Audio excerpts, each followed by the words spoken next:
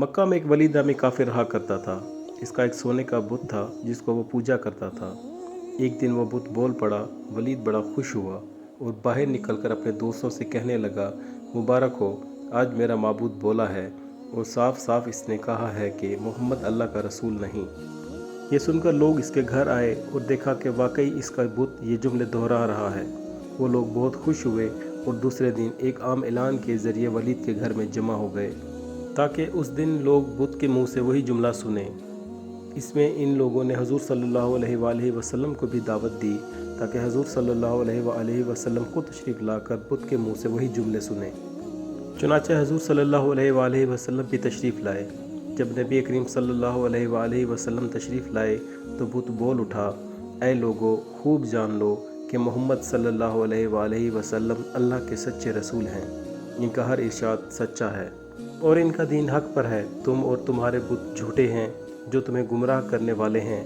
اگر تم اس سچے رسول پر ایمان نہ لاؤ گے تو جہنم میں جاؤ گے۔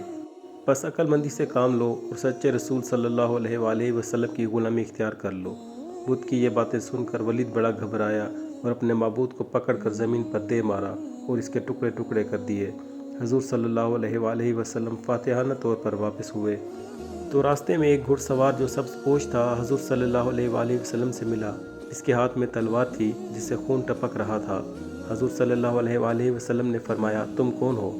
بولا، میں جن ہوں اور آپ کا غلام اور مسلمان ہوں۔ میں کچھ دنوں کے لیے کہیں باہر گیا ہوا تھا۔ آج گھر واپس آیا تو میرے گھر والے رو رہے تھے۔